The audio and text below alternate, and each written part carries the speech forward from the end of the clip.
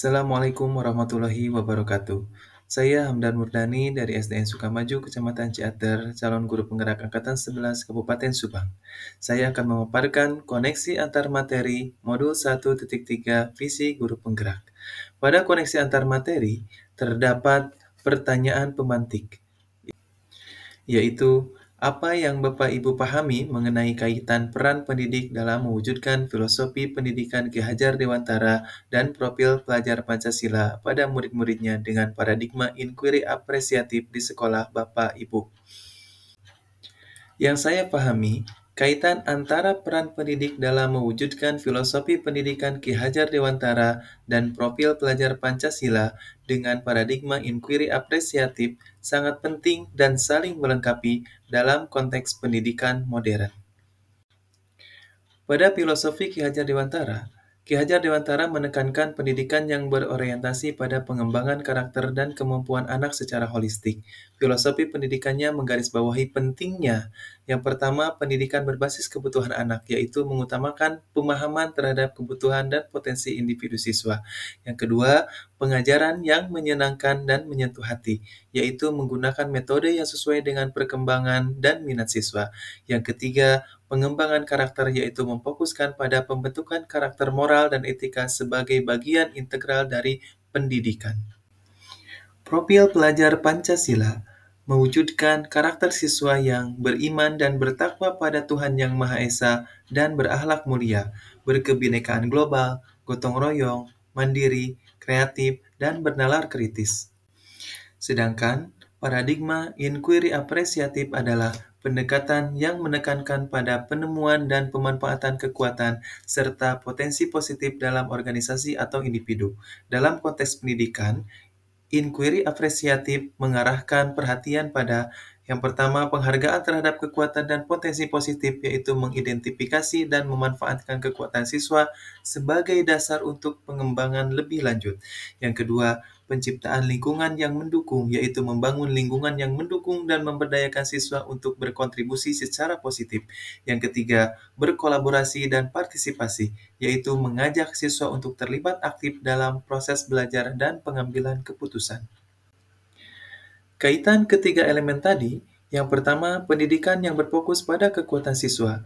Filosofi Ki Hajar Dewantara yang menekankan pemahaman terhadap kebutuhan dan potensi siswa sangat sejalan dengan pendekatan inquiry apresiatif yang mengutamakan penemuan dan pemanfaatan kekuatan siswa. Pendekatan inquiry apresiatif mendukung prinsip Ki Hajar Dewantara bahwa pendidikan harus berpusat pada siswa dan menghargai kekuatan serta potensi mereka. Yang kedua, pengembangan karakter melalui lingkungan yang positif. Profil pelajar Pancasila mencakup nilai-nilai karakter dan moral yang sangat penting dalam pendidikan. Paradigma inquiry apresiatif membantu menciptakan lingkungan positif yang mendukung pengembangan nilai-nilai tersebut dengan memberikan ruang bagi siswa untuk belajar dan berkembang dalam suasana yang mendukung. Yang ketiga, kolaborasi dan partisipasi sebagai kunci. Pendidikan menurut Ki Hajar Dewantara mendorong partisipasi aktif siswa dalam proses belajar. Paradigma inquiry apresiatif memfasilitasi kolaborasi dan partisipasi siswa, memungkinkan mereka untuk terlibat dalam proses belajar secara aktif, yang sejalan dengan prinsip Ki Hajar Dewantara tentang pembelajaran yang menyentuh hati dan sesuai dengan kebutuhan siswa. Dan yang keempat, kreativitas dan inovasi dalam pembelajaran. Profil pelajar Pancasila menekankan kreativitas dan pemikiran kritis. Pendekatan inquiry apresiatif mendorong eksplorasi dan inovasi dengan fokus pada potensi positif dan kekuatan siswa yang mendukung pengembangan kreativitas dan kemampuan berpikir kritis. Dalam praktiknya, seorang pendidik yang menerapkan prinsip-prinsip ini akan menciptakan pengalaman belajar yang kaya dan berarti bagi siswa, mendukung perkembangan karakter dan nilai-nilai yang diharapkan, serta mengoptimalkan potensi siswa melalui pendekatan yang positif dan inklusif. Profil pelajar Pancasila dapat terwujud apabila seorang guru memiliki visi untuk menciptakan perubahan ke arah yang lebih baik di lingkungan sekolahnya. Agar dapat menciptakan visi yang berpihak pada murid, maka dapat menggunakan pendekatan inquiry apresiatif, yaitu pendekatan manajemen perubahan yang kolaboratif dan berbasis kekuatan. Di sekolah saya, SDN Sukamaju, suasana lingkungan belajar belum mendukung terciptanya pembelajaran yang nyaman, dikarenakan suasana kelas satu ruangan masih terbagi dua rombongan belajar, sehingga pembelajaran belum maksimal. Juga, sampah di lingkungan sekolah belum terkelola dengan baik.